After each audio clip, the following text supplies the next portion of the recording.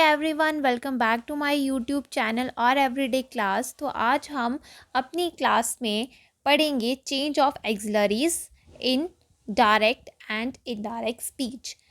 देखिए, हमने पिछली वीडियो में अब खुद पढ़ा था कि कैसे हम प्रोनाउंस को चेंज करते हैं, मतलब किस तरह से प्रोनाउन जो हैं वो डायरेक्ट से इनडायरेक्ट में जाके किस तरह से चेंज हो जाते हैं।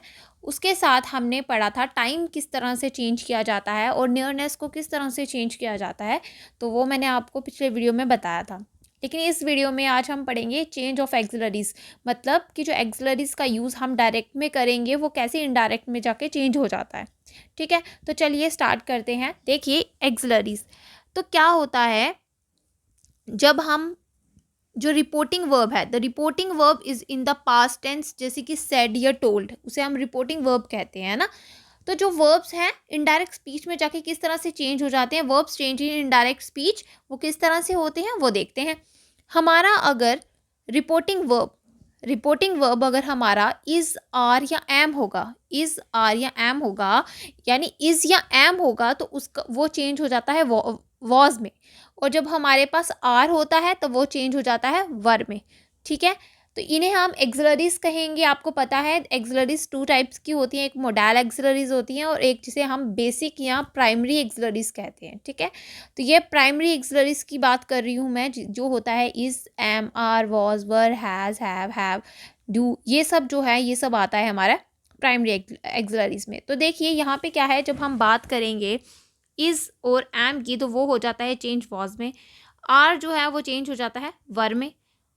उसके बाद जब हम वॉज और वर की बात करते हैं तो वो चेंज हो जाता है हैड बीन में। जब हम हैड बीन की बात करते हैं तो हैड बीन जो है वो जाके इनडायरेक्ट में वो नो चेंज, वो चेंज नहीं होता, वो जैसा होता है वो वैसा ही रहता है। हैज़ हैव जो है वो हैड में चेंज हो जाता है।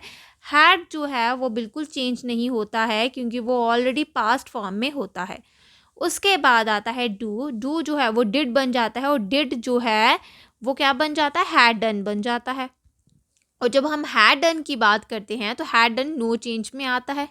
ठीक है, उसके बाद आता है विल और शेल। जब विल शेल की बात करते हैं तो वो जो है वो वुड में चेंज हो जाता है। ठीक है, तो in some cases shall changes to should. अब वो डिपेंड करता है हमारे सेंटेंस के ऊपर।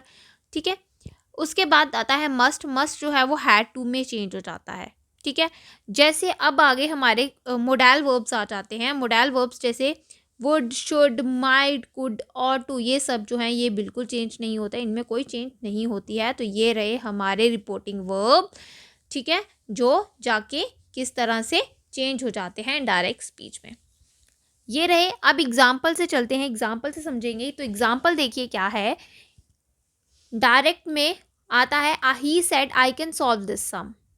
जब इनडायरेक्ट में जाएंगे तो क्या हो जाएगा, he said that he could solve that sum. अब यहाँ पे ही, आपको पता है किस तरह से प्रोनाउंस जो है वो चेंज होंगे।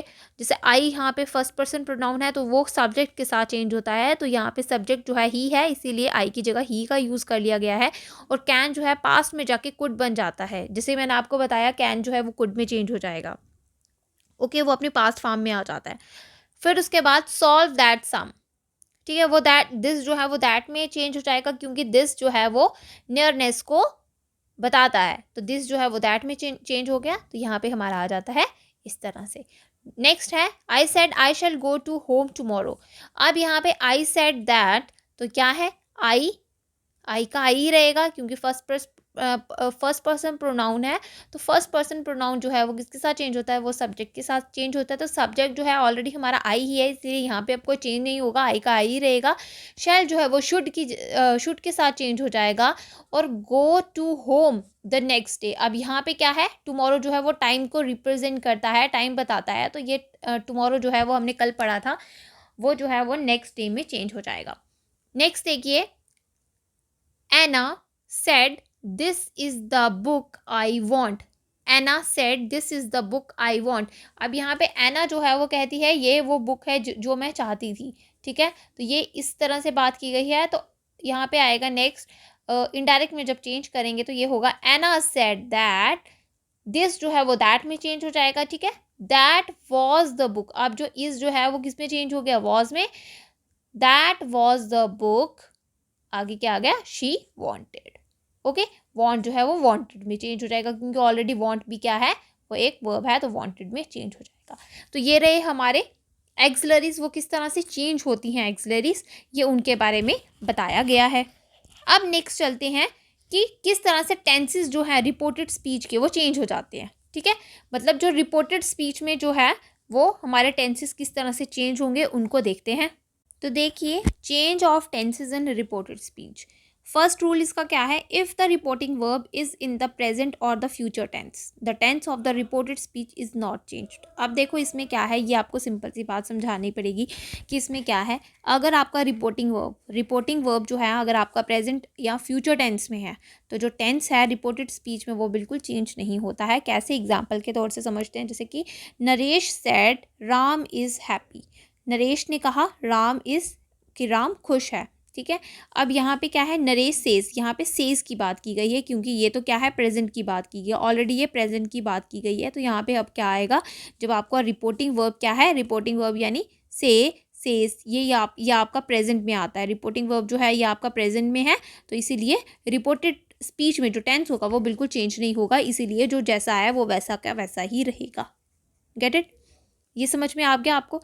अब आता है next, he will say I reach there in time. उसने, वो यहाँ पे, अब देखो यहाँ पे विल से की बात की गई, यानी ये फ्यूचर टेंस में बात की गई है। तो यहाँ पे भी क्या हो गया, यहाँ पे भी कोई चेंज नहीं होगा, सिर्फ टेंस में कोई चेंज नहीं होगा, बाकी सब चीज़ें चेंज होती हैं, आपको पता है हर एक चीज़ चेंज होगी, लेकिन टेंस जो है वो चेंज नहीं होगा। वो कैसे, ही विल से सेम रहेगा, दैट भी आ गया। अब आई जो है वो फर्स्ट पर्सन प्रोनाउन है, तो सब्जेक्ट के साथ वो चेंज हो जाएगा, यानी ही का ही, यहाँ पे आई की जगह ही का यूज़ हो गया। रीच्ड का रीच्ड ही रहेगा, देयर इन टाइम का वैसा ही रहेगा। बाकी जो रेस्ट ऑफ द सेंटेंस है वो बिल्कुल जी चेंज नहीं होता है, रिपोर्टेड स्पीच में कोई टेंस चेंज नहीं होगा। ओके, प्रोनाउंस चेंज होंगे, जो वर्ड्स नियरनेस को बताते हैं वो चेंज होगा, जो टाइम बताते हैं वो भी चेंज होंगे, प्रोनाउंस चेंज होंगे, बाकी रेस्ट ऑफ द सेंटेंस कोई चेंज नहीं होगा, यानी हमारा टेंस कोई चेंज नहीं होता है। ठीक है, अब चलिए next, if the reporting verb is in the past tense. अगर आपका रिपोर्टिंग वर्ब जो है वो पास्ट टेंस में है, तो टेंस ऑफ द वर्ब, जो टेंस वर्ब का टेंस है रिपोर्टेड स्पीच में, वो किस तरह से चेंज होगा वो देखिए। अब ये इम्पॉर्टेंट है। ओके, अब देखो क्या, सिंपल प्रेजेंट, जब सिंपल प्रेजेंट टेंस होगा, ठीक है, तो वो क्या हो जाएगा, सिंपल पास्ट में चेंज हो जाएगा। सिंपल प्रेजेंट किस में चेंज होगा, सिंपल पास्ट में चेंज होगा। जैसे प्ले, वो क्या बन जाएगा, प्लेड बन जाएगा। जब आपके पास प्रेजेंट कंटिन्यूस टेंस होगा, प्रेजेंट कंटिन्यूस टेंस होगा, तो वो किस में चेंज हो जाएगा, पास्ट कंटिन्यूस में चेंज हो जाएगा। जैसे इज़ प्लेइंग जो है वो वॉज प्लेइंग हो जाएगा। जब प्रेजेंट परफेक्ट होगा आपके पास, जैसे हैज़ प्लेड, ठीक है, तो वो किस में हो जाएगा चेंज, पास्ट परफेक्ट में, यानी हैड प्लेड में चेंज हो जाएगा। उसके बाद अगर आपके पास प्रेजेंट परफेक्ट कंटिन्यूस है, तो वो पास्ट परफेक्ट कंटिन्यूस में चेंज हो जाएगा। अगर आपके पास सिंपल पास्ट है, तो वो क्या हो जाएगा, सिंपल पास्ट जो है वो पास्ट परफेक्ट में चेंज हो जाएगा। फिर उसके बाद आता है पास्ट कंटिन्यूस। जब पास्ट कंटिन्यूस होगा, तो वो पास्ट परफेक्ट कंटिन्यूस में चेंज हो जाएगा। और जब आपके पास पास्ट परफेक्ट होगा, तो उसके साथ कोई चेंज नहीं किया जाएगा। ठीक है, फिर आता है जब पास्ट परफेक्ट कंटिन्यूस होगा, तब भी कोई चेंज नहीं की जाएगी। ठीक है, जब आपके पास विल होगा, तो वो वुड में चेंज हो जाएगा। जब आपके पास शैल होगा, तो वो शुड में चेंज हो जाएगा। जब आपके पास कैन होगा, तो वो कुड में चेंज हो जाएगा। जब आपके पास मे होगा, तो वो माइट में चेंज हो जाएगा। और when we refer to universal truth और द हैबिचुअल एक्शन, तो टेंस जो है वो बिल्कुल चेंज नहीं होता है।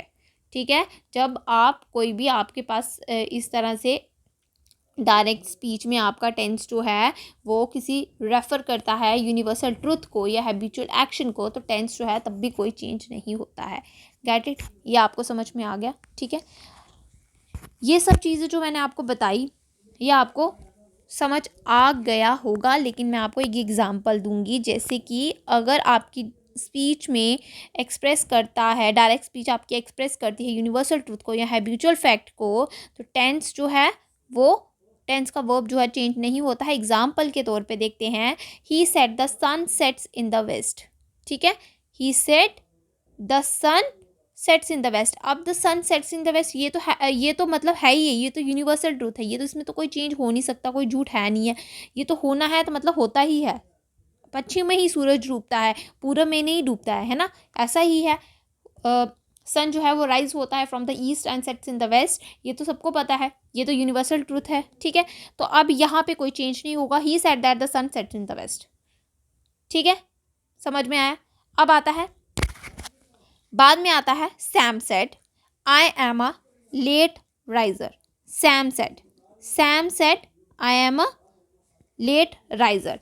अब देखो यहाँ पे जब बात की गई है, उसने कहा है कि सैम ने कहा कि मैं लेट उठने वाला हूँ या मैं उठता लेट हूँ, तो मतलब जब अगर वो लेट जागता है तो क्या है, ये उसकी वो एक हैबिचुअल फैक्ट है, वो मतलब अपना फैक्ट बता रहा है कि मैं अपनी आदत से मजबूर हूँ, मेरी ये आदत है, मैं लेट ही उठता हूँ, ये मेरी आदत है, ठीक है। तो यहाँ पे जो आदत है उसको भी यहाँ पे चेंज नहीं किया जाएगा, जैसा है वैसा का वैसा रहेगा। Sam said that he is a late riser, that's it, get it, ये समझ में आया आपको।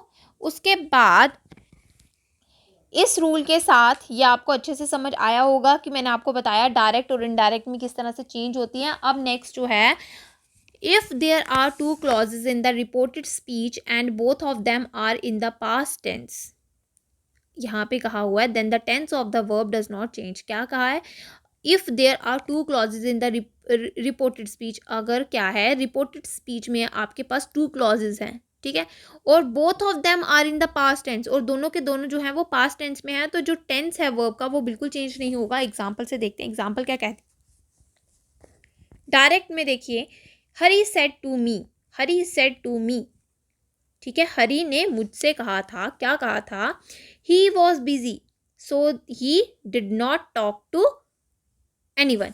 अब he was busy one clause and so he didn't talk to anyone is the another clause, दो क्लॉज हो गए यहाँ पे, ठीक है। तो क्या बोला, दोनों पास्ट टेंस में है।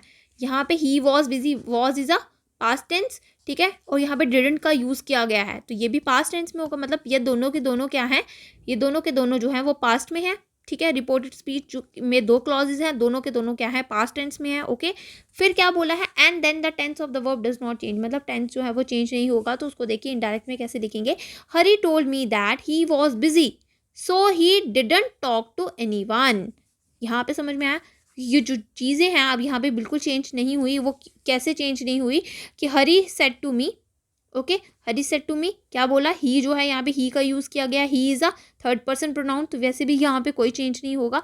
तो यहाँ पे क्या हो गया, ये सारी चीज़ें चेंज हो जाती हैं, ठीक है।